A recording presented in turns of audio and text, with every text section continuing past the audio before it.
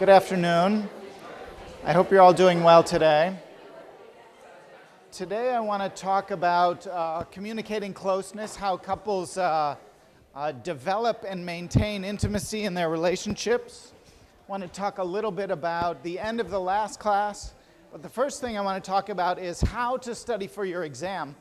As you may have noticed, if you've cracked open the reader yet, as I hope you have, by the way, thanks for coming today. I know you have a lot of educational options, and I appreciate your sharing your Friday afternoon here with me. I really do. But I do want to tell you a little bit about the exam. The exams, I'm not writing your exam, which based on the evaluation students have written for me in the past is a really good thing for you. Professor Carney and Lisa, your TA, who's not here today, will be writing the exam questions. But let me give you some tips on how to study for a class like this. I assume you will have something on the order of 50 multiple choice questions, and I imagine that they will have probably 5 response options each, right? So the task that you have in thinking about the exam, I think, the biggest task is how do you scrunch down all of that information that we're trying to provide you so that you can feel competent and capable and really prepared as you go into the exam. These are just my suggestions, having taught a class like this now for this specific class for 6 years or so, and a lot of classes like this for 20 years. I would say, and Seema has already heard this because she came to my office hours today, I would say use the lectures as a good starting point. Because what we do is we try to, when we prepare a lecture, we say, okay, what's important? How can I use the structure of the book, the reader, as a starting point, and then elaborate on that and enrich that and sort of send out the best possible, most interesting message, okay? So when we give a lecture, we are in effect saying, let me tell you what's most important, okay? So start with the lectures. The lectures matter a lot, and we are really saying this is the filters that we use. When we either wrote that chapter or read that chapter in advance of preparing a lecture, we sort of had to make some decisions about what really matters, okay? Now, if we attend to a study in class, there's a good chance that we think that's important, right? Because I spent time on the Kelly and Conley study, well, that's a classic study. When you study personality over 50 years, that kind of matters, right?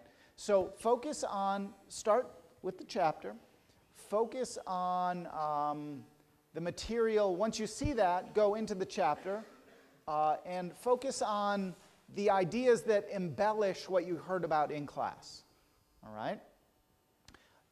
Don't worry too much about an individual study that just gets brief mention, okay? Try to look, but if we spend a lot of time talking about a study in the reader, and there's a figure there, that means it's important. We have in effect said, you know, this is kind of important. Pay attention to this.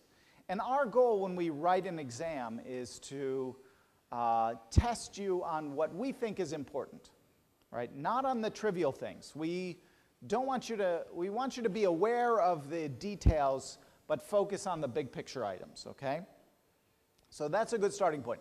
A couple other ideas that I think will be really helpful for you as you get going. First, think about studying with somebody else.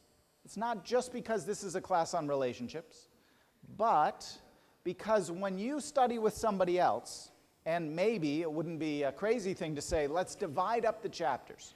You teach me this stuff. I've read it, but you teach me this stuff, and I'll teach you that stuff.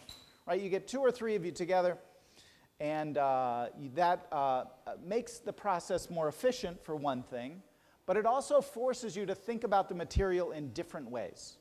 Okay? We know from a lot of cognitive psychology that any time you can be an active learner instead of a passive learner, right? Anytime you can think about the material in a new way, a fundamentally new way, you're processing it at a deeper level. You're not just reading stuff. That's not a good way to study. Just reading stuff, not a good way to study. It's sort of a prerequisite to moving to the next level, but the next level should be, let me teach you something if you teach me something. Okay, that's one really good way to go. Another good way to go, separate from that, would be to say, how, if I were the professor, what questions would I ask? Right? How would I write a bunch of multiple choice questions based on the lecture I just heard? Okay? So now all of a sudden you're saying, oh, I'm not just thinking about it in the way that it's written, I'm thinking about it and I'm saying, what's sort of the interesting twist here? Right? In the Kelly and Conley study, you can imagine somebody asking about which dimensions of personality matter the most. Right? That's a good question. You should think about writing that question.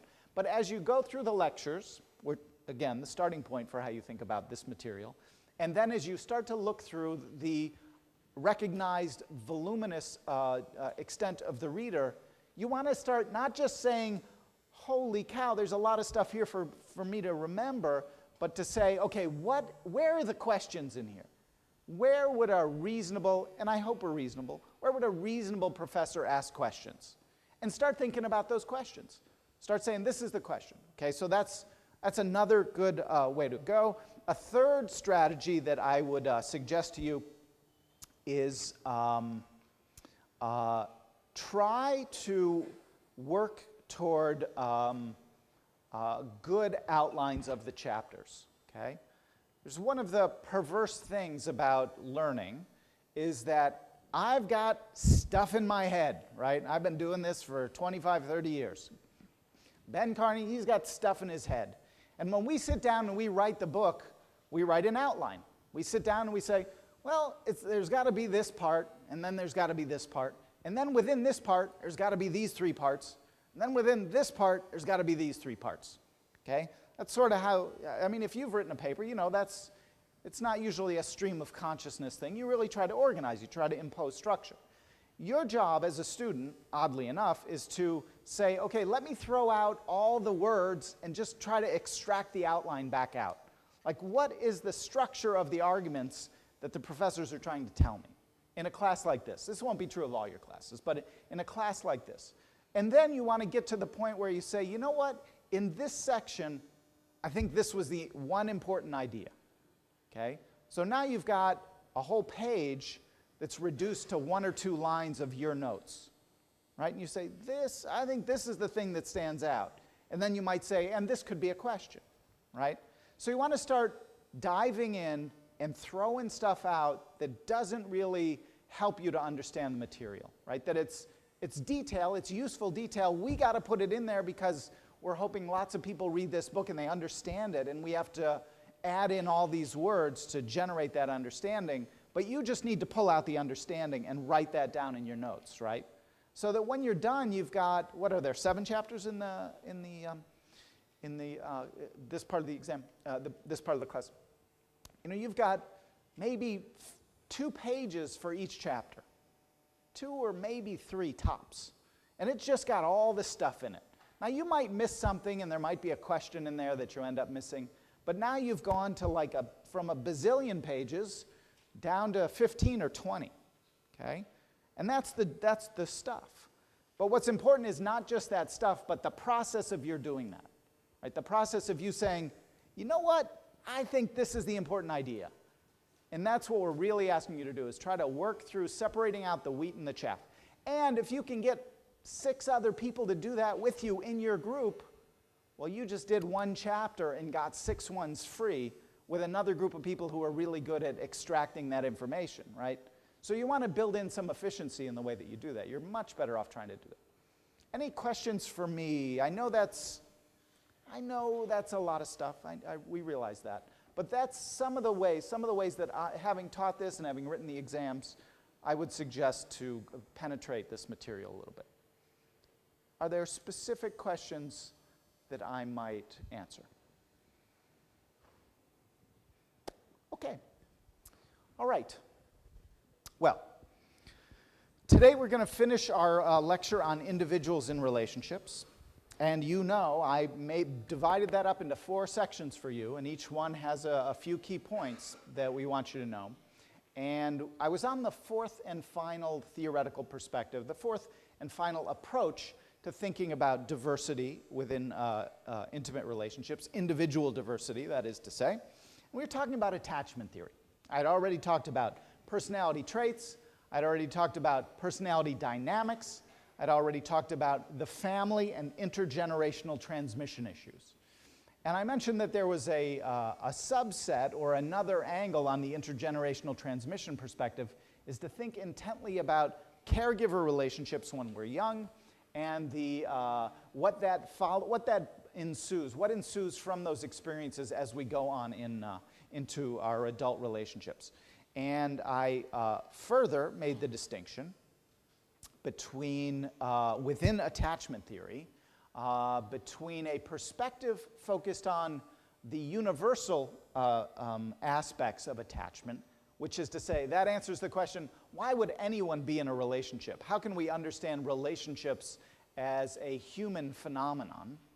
And then, once we've sort of figured that out, how do you understand individual differences within relationships? You remember that distinction? Okay, let me just take you back through the first part of that a little bit. And here is Mary Ainsworth. And I mentioned to you that we can think about this as kind of like a software program that exists within us, a way that, a capacity that we have that orients us towards other human beings, okay, towards social relationships. And according to attachment theory, the infant orients him or herself toward three things. I think I went through these.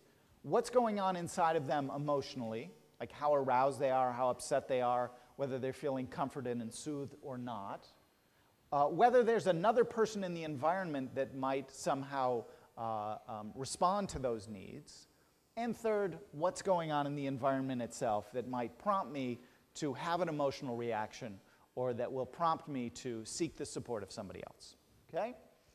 So the infant experiences what we call felt security, which, when it is threatened, results in efforts to restore proximity to the caregiver. No surprise, right? If you are a young child and you're out exploring the environment and you hear a scary noise or a scary face shows up at the front door, most of us would retreat into a more secure, safer environment. We're scared. We want to do something about it. We have a built-in capacity to protect ourselves and to take care of ourselves, even if it's very primitive. In fact, it's the very primitive nature of it that makes it so important. And if we are able to access the caregiver, if the caregiver is nearby, we pay attention to those threats and to the caregiver's availability, right? We're sort of tracking where mom is or where dad is and what this scary thing is out in the environment, right? But if the caregiver is not available, if there's no place for us to go, if we're stranded, we deactivate, we disengage, and we try to be invisible, right? We try to not make a sound. That's the universal system, right? And so it's this coordinated program. It's a program that sort of coordinates these three aspects of our environment, and it really depends on those experiences that we have within us in relation to the environment that cues us into having a certain sort of emotional reaction in relation to a particular caregiver. These experiences, according to attachment theory, become the basis for emotion regulation. So this is how I regulate my own feelings in the face of threats and in the face of having people who can respond to those threats. And according to this perspective, we develop what are called working models of interpersonal relationships. We develop on the basis of these experiences, repeated, usually not just one experience, but repeated over time. We develop a way of thinking about who we are in relation to other people and who other people are in relation to us, okay? And these working models coordinate our thoughts and our feelings and our behaviors as they pertain to closeness and intimacy with intimate others. By the way, right now, we're mostly talking about infants, caregiver relationships in childhood. And the important idea is that caregivers vary in their degree of responsiveness, right? So now we've moved on to the individual differences part of the model, what I think I referred to in the last class as the idiographic approach. We usually call things that don't have a lot of variability associated with them, that are just the rule, as the nomothetic part. What's the rule? Like the word nomenclature. What's the rule that we use for classifying things into categories? Nomenclature. Now we're talking about idiosyncrasies, the individual, and we call this the idiographic approach. And so we usually think about the working models as being organized along two dimensions in relation to caregiver responsiveness. Okay? One of them is anxiety and self-doubt. Okay? Anxiety and self-doubt is one of the dimensions, and we can be high or low on this dimension. I'll talk about that in a sec. But inconsistent, unavailable caregiver is going to produce anxiety, sensitivity to rejection, low self-worth, and doubts about your own adequacy. Am I worthy? Right? Am I a worthy human being? That's the anxiety, self-doubt dimension. Am I worthy of the care of another person? Right? This is part of the working model, this sort of software program that forms and develops within us that orients us to our own feelings, to others, and to the environment. The other dimension, separate from that, believed to really be separate from that, is the availability of others. So now it's doubt about the other. The first dimension is doubts or uncertainties or not about me and who I am. The second one is my thoughts and feelings about the caregiver, right? What have they got for me, right? And am I going to engage with that person or avoid that person? So here I say, efforts to restore proximity with a punitive or rejecting caregiver. So now if I'm trying to retreat back to this, what I hope will be this safe haven from this scary environment that I've just sort of explored, and I get pushed away, or I get treated badly, that leads me to conclude as an infant that others are best avoided, and that's not a good place for me to go to get my needs met. Right? So this is the core experience that attachment theorists draw attention to. The quality of the caregiving relationship and the availability of a caregiver and the implications that has for who I am and how I feel about my own self-worth and how I feel about the care that I'm receiving and its availability. So, now let's take that into adulthood, okay? A woman named Cindy Hazan and Phil Shaver, a very prominent social psychologist, now at UC Davis, they said, oh, this Bowlby guy, he's really got it going on when it comes to thinking about attachment in childhood. This is pretty interesting. Is it possible that we could take that same perspective and think about the working models that are formed in childhood and the continuity of those working models and those two dimensions that I just outlined and say, does that matter in adulthood? Does that help us to organize and understand and make sense of the individuals who are in relationships, which, after all, is what we're trying to accomplish in this part of the course? And they said, well, there's certain similarities between relationships between two adults and relationships between an infant and a caregiver. In good relationships, after all, we are taking care of one another in adulthood, right? Good relationships, and I'll try to get to this later in the lecture today, good relationships are those in which we're reaching out and taking care of somebody else in the hopes that that will come back to us, right? Good relationships involve two people looking out for each other. So, we feel safe when an attachment figure is nearby. Like most of us in a good relationship feel better when our partner is nearby, right? We like having close bodily contact lots of times, right? We share stuff with each other, just like the child goes out into the world and brings it back home and shows something to the mother or the father, the caregiver. We do this with our partners as well. We discover things about the world, we read a book, we make a new friend, we go see a new movie, we discover something about ourselves, we learn something in a new class, and we talk about that with our partner. We share discoveries with one another. Now we're not talking about so much a hierarchical relationship like a mother-child or father-child relationship, but now we have what are likely to be more two equal people, right, in a relationship. So there's mutuality and there's reciprocation now, usually. People are often, like children are pretty fascinated with their parents. Like they look at them and touch their face and try to pull their hair and see what hurts and what doesn't hurt and all that kind of stuff. Lovers do this as well. We're sort of fascinated, especially early on, with the novelty and the unusualness and the smells and the greatness of who our partner is. And some of you, I don't do this, some of you might engage in baby talk with your partner. Now, I was watching a couple in my lab once, and they were about to have a conversation, and they were just sitting there before we told them to start, but we were filming. And the husband said, "Woo-foo." And she smiled, and I thought, well, that's funny. I've never heard anybody say "woo-foo" in my lab before. But it was clear, and then one of my students said, "Oh, he's telling her that he loves her. That's how they say they love each other." Okay, so people engage in baby talk. So what we're doing is we're saying there's a way of thinking about intimacy that pervades the nature of the relationship that it resides in, right? That there are characteristics, not all of them, but there are characteristics of our intimate partnerships now, the ones that you have now or might form in the future, and the relationships that you have when you're growing up. And Kim Bartholomew and a guy named Horowitz, Leonard Horowitz, I think his name is, in 1991, they said, well, let's put this all together. I think we can put this together somehow.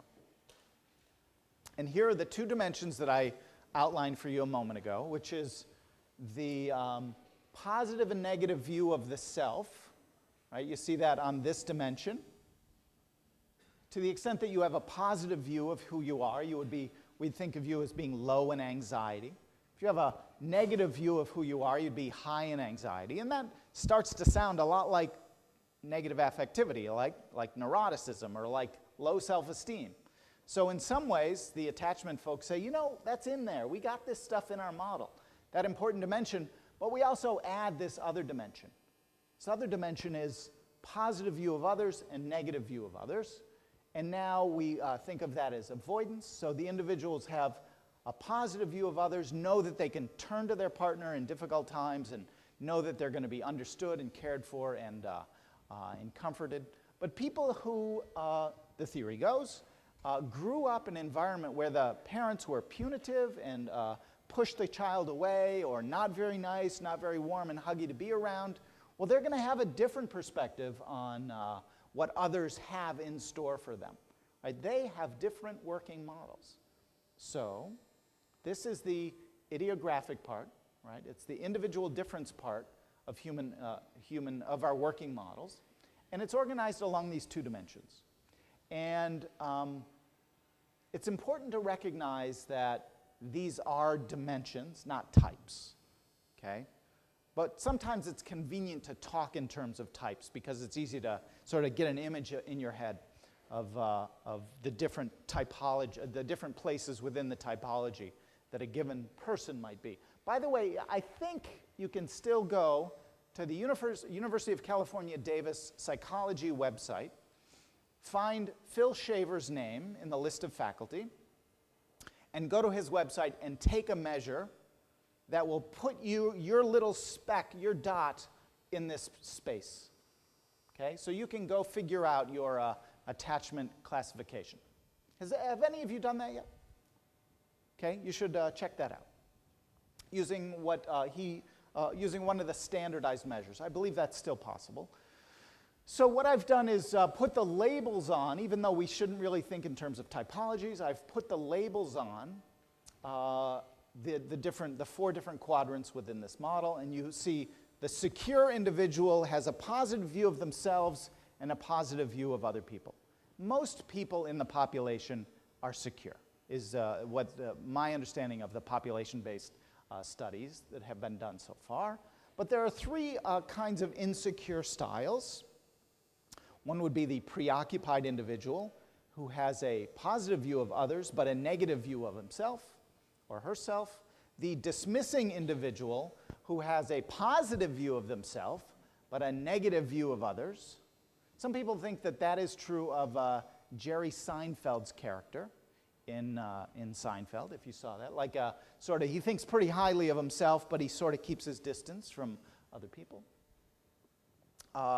And the other individual who has a negative view of themselves and of other people is, of course, George Costanza, and he would be characterized as fearful. Remember, George Costanza was at one point engaged to a woman who was in prison. So, if and when you get you should have these slides, and you will be able, if you have them up in PowerPoint, to click on the links. These are hyperlinks, so you'll be able to click on the links within the slides, and it'll take you to another slide that describes what happens, what the psychology is of these 4 different types of people, even though, of course, they are not real types. So let me just go through one of them, and then you'll have them as well, the other 3 as well.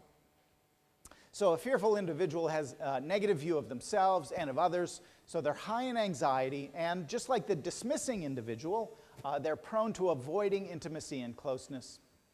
Their quest for intimacy begins with the expectation that they're not worthy of others' caring and consideration, and that pushes them to seek validation from others, right? Like, convince me that I'm a good person, right? I need you to validate me because I'm having trouble doing that myself. And I think that's one of the things I'm going to get out of this relationship.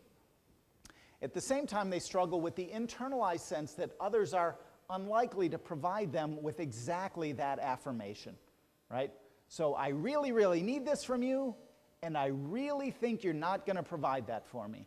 And that's the struggle. Now, do people think these thoughts in their heads? No, this is the working model. And part of what we have to do as scholars, as scientists, is try to figure out ways to quantify this and put labels on people. So the questionnaire that you might complete is one way to try to accomplish that. So it's not necessarily articulated. It's not necessarily verbalized as we go through our daily lives. And because others are expected to be a source of pain and rejection, fearful individuals tend to avoid intimacy and the discomfort that it brings. So here's an individual desperately needing intimacy, but also struggling because the closer they get to somebody, which is something they really need, they also have to pull back with, because they have the belief and really a deep understanding that this individual is not going to provide them what they need. Okay? So the important idea, there's many important ideas of attachment theory, but the important idea is that we possess something called working models, that these are derived from the experiences that we have in caregiver relationships in childhood, and that those working models are oriented toward an evaluation of oneself as a worthy or unworthy individual, which tracks the anxiety dimension I was telling you about earlier. And there's the second dimension is the worthiness or the trustworthiness of another individual to meet the needs that I have, which tracks the avoidance dimension. Okay? Now it turns out, I don't have a lot of slides about it, in fact, maybe none. It turns out that there are all kinds of interesting correlations between secure and insecure attachment and the quality of our relationship. So there's a lot of evidence that this model provides us useful information, a useful perspective on the kinds of relationships individuals form in relation to these different kinds of dimensions. Okay? Now, I'm not sure if Lisa had a chance to post today's slides. Do you know, did anybody get these slides? Yeah, they did get up. Okay, Lisa, I know, is taking a trip to a conference today. So I'm glad to know you have these slides. What I'd like to do today is a little different from what we've been doing in the past. And that is, I want to show you some video, and I want us to spend a little time talking about it. You'll see a bunch of other slides in today's lecture when you pull up those slides, but they're fairly close to the reader.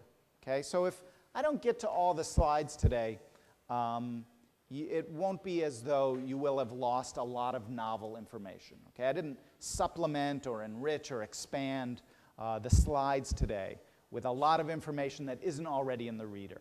But what I do want to do is show you some video clips, commercial video clips. One is from the movie Sideways, and one is from the movie The Holiday.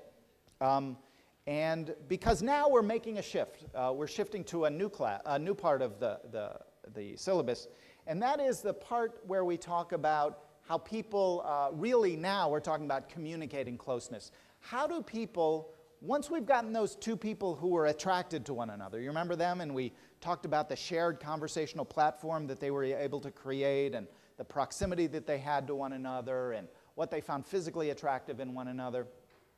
Well, once we've got those two individuals, and once they're starting to figure out stuff about who they are as individuals, right? Who they are and what their personalities are like, what their motives are like, what their family backgrounds were like, right?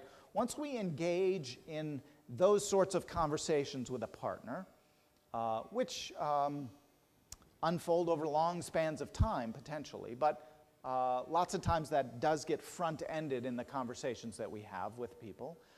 We have to make sense of what is it within those conversations that feels good and that is likely to get the conversation going. So given that when we left them, they had a shared conversational platform, right? They were enjoying talking to one another. It felt good to do that. Well, we now need to go one step further and say, why is that? What can we see within these conversations? How can we analyze those conversations so that we don't just think in terms of a shared conversational platform, but we think in terms of intimacy process. What is the process? What has to happen when I talk to somebody and they say, wow, that felt good. I felt connected with that person, right? What has to happen? I'm going to use these two clips to illustrate what does have to happen and what doesn't have to happen. And then from there, we're going to say, okay, so you're in this relationship, you sort of have this conversational platform worked out, and as you'll see, we'll all sort of figure out this, we'll talk about the intimacy process that we see developing within these video clips. Then as time permits, I'll go through the different ways that people maintain their relationship. Okay, then we're sort of in a maintenance mode. Now, I've been married almost 21 years. Has anyone been married even 5 years in this room? 4 years? 3 years? 2 years? Or in a long-term, real, like, serious committed partnership? Same thing. Yeah. So, how long have you been with your partner? Yeah. How many? 7 years. Now, is it as fresh and wonderful every morning as it was when you first started meeting your beloved partner? Tell me how it's changed.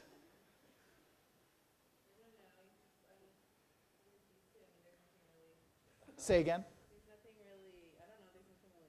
There's nothing really new. You know your partner well. I'm guessing you love your partner with deep down in the bottom of your heart. 7 years, I mean, come on, that's a commitment. You made a commitment. But the fact of the matter is, you get used to your partner. You get used to your partner. So choose well, right? Did I tell you, one of my friends says, choose well, work like hell. That's the rule for a good relationship. You know, your partner wakes up and they've got bad breath, you know. That's just, you know, that you look at their pillowcase and it's like a Civil War bandage or something. You know, it's just your partner. They're just another person. They're your special person, but you get used to them, right? And so we have to figure out ways. We as relationship scientists know that a lot of what's really great about your lives right now is you're circulating amongst a lot of other 20, 22-year-olds who want to just be in great relationships and have the spark and the passion, the excitement. Well, 7 years later, 21 years later, it's a slightly different picture, okay? So we have to think not just about how people get together and how that happens, but how people stay together and maybe why they don't stay together, right? So that's the maintenance issue. And I hate that word. Like, if any of you come up with a better word than maintenance, let me know. I hate that word because it's like you're working on your car, right? It's like, how's the maintenance going? You know, did you change the oil lately? I hate that word, but there's no better word. It sort of captures the idea well. There's probably a better word, but I don't know it. And unfortunately, this is the word that people use. They talk about maintaining the relationship. And so we'll talk about the slides outline 5 different ways of maintaining the relationship. But for now, I want to take us one step back to when you were just meeting your beloved partner 7 years ago. By the way, where did you meet your partner? Through a good friend. Okay, that's a perfect setup for Sideways. How many of you have seen the movie Sideways? Okay, it's R-rated. There's some language in here. So, in fact, I think I've got a good section with the language. And there is a section where Paul Giamatti, this guy, is, this is his buddy, Thomas, Paul, something. Hang on, I'll tell you. Thomas Hayden Church is his buddy, and he's getting married, and they decide to drive up the coast and stop in at all these vineyards.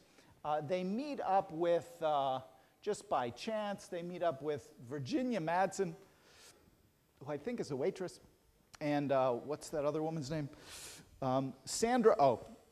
And so the clip that I'm going to show you is them at these two guys with these two women at Virginia Madsen's house, okay? A little house out in the country. Paul Giamatti is a struggling writer, and he's working on this novel. And the clip that I'm going to show you is when Thomas Hayden Church is with, what did I say her name was? Virginia O? Can't be her name. Sandra O. I always get her mixed up with Sandra Singlo, and I just can't remember either of them as a result. So these two are really hitting it off.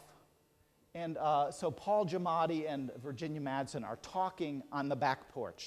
And what I want you to pay attention to is, are they connecting? Like, are they getting on with one another? And if not, which is the case, what goes wrong? Where is the shared conversational platform not getting created? Okay? And Thomas Hayden Church, Thomas Hayden Church, he should just have 2 names. I mean, Thomas Church I could remember. They're off having sex in the living room. Okay. So, how's it going so far?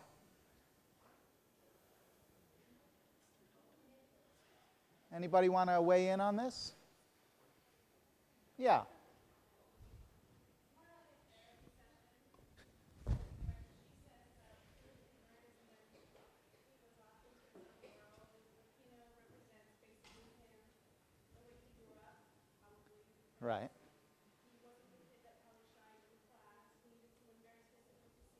Right. Right. Yeah.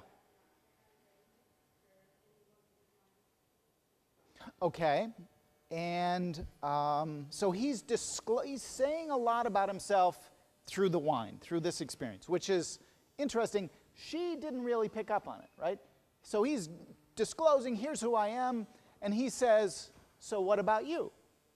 Now, if they were really connecting, she would say, well, hang on, I'd like to talk a little bit more about you and your wine. Tell me more about that. Tell me more about that. Now, is there any chance that what you're talking about is sort of you? And, how does this all come out in your book? Tell me more about you.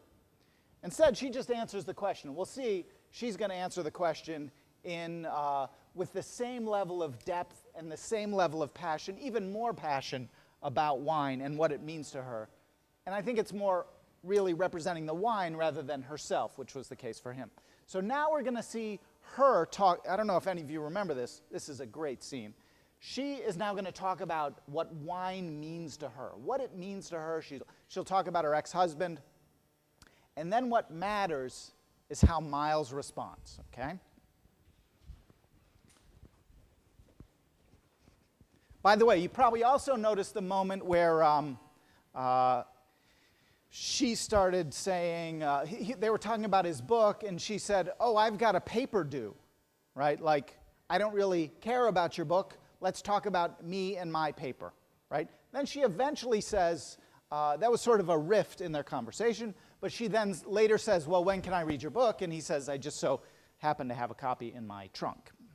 Okay, 2 men named Miles. 2 hugs at the end, 2 totally different interpersonal conversations. Now, psychologists care about this. And in the time I have remaining today, I want to take you through this. And this is all a prelude to the maintenance of relationships, right? All the other slides and this other chapter are all organized pretty tightly around 5 different kinds of maintenance. Shared activities, social support, sex, forgiveness, and there's one other one I can't remember. We're not going to talk so much about those. Those are really well laid out. I think they're pretty clear. But what I want to talk about is the intimacy process model, because this is a framework for thinking about how our relationships grow deeper or fail to grow deeper, and it also, conveniently enough, seems to work pretty well at helping us to understand how relationships are maintained. The other maintenance issue is capitalization, by the way, building up positive experiences in our relationship. So according to this model, which may well be the most important thing, it's probably the most important thing I have told you in my 5 lectures, and I dare say it's one of the more important things you're going to learn all quarter, is that when we think about the conversations that we have with our intimate partners or intimate partners-to-be, according to this model, the person who is disclosing information, the person who's revealing something about themselves over here, is thinking about a reaction that he or she might receive. And you can think about the first video or the second video and see how that goes. And the idea is that our relationships deepen and grow to the extent that, I need some lights here. It's not going to work. Yeah, let's do this. To the extent that A feels understood, validated, and cared for. Okay? The key experience that happens when we've created a shared platform with another person, as we're getting to know them, find out about their interests and their occupation and their tasks and their goals and their fears and their aspirations. The primary thing that we, as individuals who have disclosed something, so Kate Winslet just disclosed a lot about herself in reaction to Jack Black, in effect, having disclosed a lot about himself, right? The question is, to what extent does either of them, let's start with her, to what extent does she feel understood, validated, and cared for, right? Those are the if we think about the attachment perspective as sort of what are the criteria we use, what are the criteria that exist within us for evaluating things? We have these 2 dimensions, the worthiness of the self and the worthiness of the other, the anxiety and the avoidance dimensions. Here we're talking about 3 dimensions along which we evaluate and experience the behavior of an potentially intimate other. To what extent does this person get me, right? Do you understand what I'm talking about? Miles and, in the first video clip, Virginia Madsen, they understood one another. They were talking a lot about wine, right? Did they feel validated? Yeah, there was some validation, but it didn't quite come through, right? It wasn't all the way. He could not respond to her disclosure about wine in a way that let her know that this is a guy who's going to understand her feelings and know what to do with them, right? So and the idea is, it's not just that our conversations lead us and our disclosures lead us to feel understood, but more than being understood, it's being validated, because you can understand somebody without validating who they are, right? You can understand someone who you really don't like, but it doesn't mean you value them. Or you have to go one step further and say, who you are, I like that. It's good. It's a good thing, right? And more than that, what we're doing when we're disclosing is we're conveying the extent to which, when we're responding to a disclosure, we're conveying the extent to which that individual is going to feel cared for in the future, right? So Virginia Madsen, we assume, when they took a shot of her sitting on the back porch and then going to get water, this isn't happening for her, right? This is not happening for her. And she did not feel cared for by Miles. Tell me, doesn't the other movie, The Holiday, end with them getting together? Don't Jack Black and Kate, they get together, right? Those two get together, right? They connect. She made a disclosure, he made a disclosure. Look, I understand you, I value you. You're a decent person, Miles. You're a decent person, and he's self-effacing. Yeah, that's always my problem, right? So he's not saying, yeah, I'm a decent person. He's saying, oh, yeah, but look at what good that did me, right? He's funny. It's rewarding to be with him. And she is starting to collect information that says, does this guy get me? He gets her. Well, crap, you need this vodka more than I need it, right? That's what he says. And then he says, is this the guy who did this? And he did this, so this is what happened, right? And she says, yeah, you understand, you get it, you got it, you figured it out. And you can tell by the way that he's looking at her that he values her. He understands her experience, it matters to him, and she is starting to wonder, is this guy care for me? Not in the sense that, oh, I care for you, but is this person going to really do what it takes to help me understand that if this is the relationship that I'm going to be investing in the future, that my needs are going to be well met. Good relationships, relationships that move from that stage where we're sort of strangers, and now we're not thinking about one-night stands or really, really short-term dating strategies, which are fine, they're a little bit different from this, but we're talking about people who are sort of looking for longer-term connections, longer-term commitments. And it's no surprise that these people are in their, late 20s, early 30s maybe. So that's how relationships move from that conversational platform. And what has to happen, what the experience has to be, one person has to say something. They have to talk about themselves. Relationships, in order to grow, somebody has to reveal something.